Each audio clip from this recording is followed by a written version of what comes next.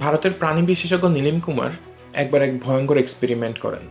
তিনি বিভিন্ন প্রজাতির ৭২টি বিষধর সাপকে সাথে নিয়ে একটা কাঁচের কেবিনে টানা ৭২ ঘন্টা সময় কাটিয়েছেন। এই ৭২টি সাপের মধ্যে এমন অনেক সাপ ছিল যাদের একটি ছোবলে তিনি মুহূর্তের মধ্যেই মারা যেতে পারতেন। তবুও তিনি কোনো রকম সুরক্ষা ছাড়া সেই ক্যাবিনে ৭২ ঘন্টা সময় কাটিয়েছেন।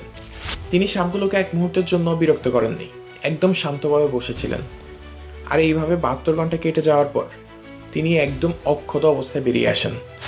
এত দীর্ঘ সময়, অথচ একটা সাপও তাকে ছোবল মারে নাই। মূলত এই এক্সপেরিমেন্টের মাধ্যমে নীলিম কুমার বোঝাতে চেয়েছেন যে প্রাণী জগতের সবথেকে বিষধর যে প্রাণী, সেও বিনা কারণে কাউকে আঘাত করে না। ৭২টা সাপ ৭২ ঘন্টাতেও বিনা কারণে একজন মানুষের ক্ষতি করার চেষ্টা করেনি। বিনা কারণে ক্ষতি করা দুনিয়ার একমাত্র প্রাণী হচ্ছে মানুষ। মানুষ কারো ক্ষতি করার আগে এক সেকেন্ডও ভাবে না। মানুষ মানুষকেও মারে, প্রাণীকেও মারে। কিছু মানুষ আল্লাহর দেওয়া আমানতকে ভুলে গিয়ে জুলুমের পথকে বেছে নেয়। সবচেয়ে ভয়ঙ্কর ব্যাপার হলো যে মানুষ ভুলে যায় একদিন এই প্রতিটি প্রাণের হিসাব মহান আল্লাহ তাআলার সামনে দিতে হবে।